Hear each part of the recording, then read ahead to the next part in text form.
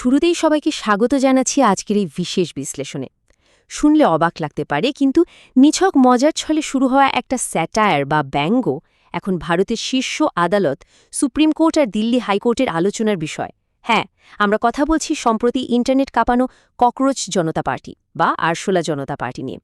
কিভাবে একটা সাধারণ সোশ্যাল মিডিয়া মুভমেন্ট সোজা জাতীয় নিরাপত্তার মতো গম্ভীর বিতর্কে গিয়ে ঠেকল, চলুন সেই পুরো চমকপ্রদ গল্পটা আজ ধাপে ধাপে বুঝে নিই। তো চলুন একদম গভীরে যাওয়া যাক। মাথায় নিশ্চয়ই এই প্রশ্নটা ঘুরপাক খাচ্ছে, ইন্টারনেটের একটা সামান্য ব্যঙ্গাত্মক আন্দোলন কিভাবে হঠাৎ করে জাতীয় নিরাপত্তার মতো এত বড় একটা বিতর্কের জন্ম দিল। একদিকে নেহাতি হাসি ঠাট্টা আর ভাইরাল ট্রেন্ড, আর ঠিক তার উল্টো দিকে সরকারের কড়া আইনি পদক্ষেপ।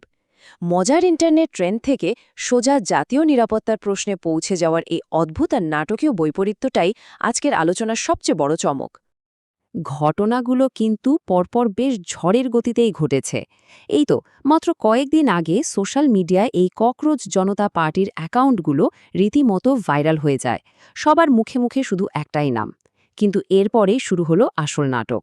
অ্যাকাউন্টগুলো সাসপেন্ড হওয়ার ঠিক আগেই এর প্রতিষ্ঠাতা দাবি করলেন যে তাদের হ্যাক করা হয়েছে, আর তারপর পরেই সরকার এই অ্যাকাউন্টগুলোকে পুরোপুরি ব্লক করে দিল। এখানেই শেষ নয়, গতকালই সুপ্রিম কোর্টে বিষয়টা নিয়ে শুনানি হয়েছে, আর এখন প্রতিষ্ঠাতা সোজা দিল্লি হাইকোর্টের দ্বারস্থ হয়েছেন। মাত্র কয়েকদিনের মধ্যে ইন্টারনেট থেকে সরাসরি সর্বোচ্চ আদালত। স্পিডটা একবার ভাবুন। এবার এই ভাইরাল স্যাটায়ার আর হঠাৎ করে নেমে আসা নিষেধাজ্ঞার পেছনের আসল পরিস্থিতিটা একটু তলিয়ে দেখা যাক। ইন্টারনেট জুড়ে যখনই ককরোচ জনতা পার্টি তুমুল আলোচনা, ঠিক তখনই বিনা মেঘে বজ্রপাতের মতো তাদের সমস্ত সোশ্যাল মিডিয়া কার্যক্রম বন্ধ করে দেওয়া হলো। কিন্তু কেন? এখানেই দুটো সম্পূর্ণ আলাদা দাবি উঠে আসছে। নিরপেক্ষভাবে দেখলে একদিকে রয়েছেন পার্টির প্রতিষ্ঠাতা অভিজিৎ দীপক। তার সোজা দাবি, সাসপেন্ড হওয়ার আগে তাদের ইনস্টাগ্রাম এবং এক্স আগে টুইটার অ্যাকাউন্ট হ্যাক করা হয়েছিল। অন্যদিকে সরকারের অবস্থান কিন্তু একদম অন্যরকম এবং বেশ গম্ভীর।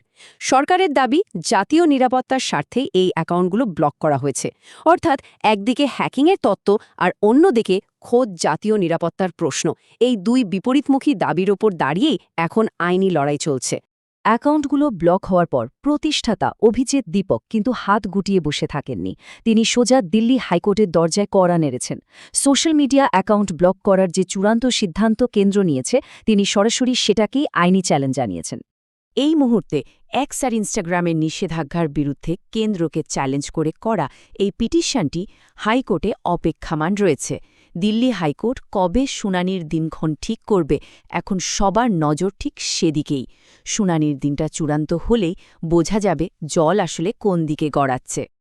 তবে এখানে সবচেয়ে কৌতূহলোদ্দীপক বিষয়টা হল, হাইকোর্টের এই হাই ভোল্টেজ ড্রামার পাশাপাশি সুপ্রিম কোর্টেও সমান্তরালভাবে আরেকটা সম্পূর্ণ আলাদা আইনি প্রক্রিয়া চলছিল।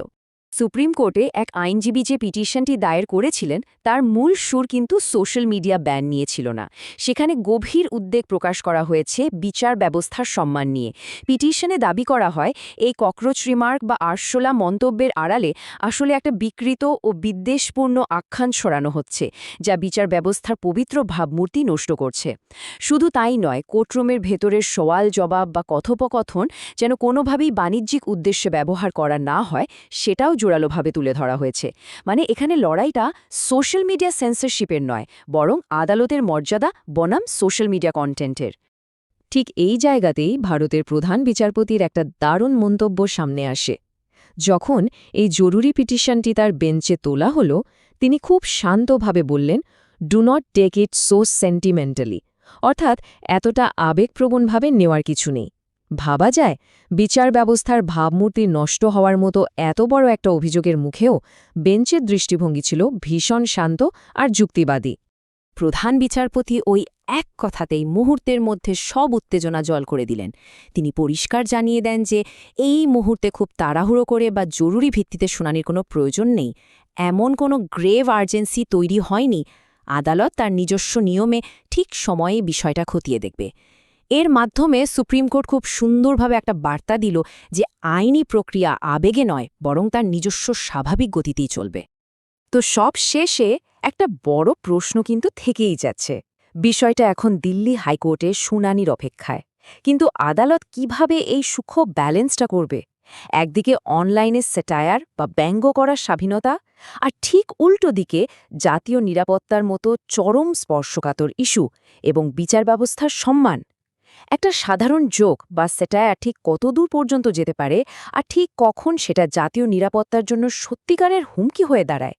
এই প্রশ্নের উত্তরই হয়তো ঠিক করে দেবে ভবিষ্যতে সোশ্যাল মিডিয়ার স্বাধীনতা আর আইনি পদক্ষেপের সীমানা।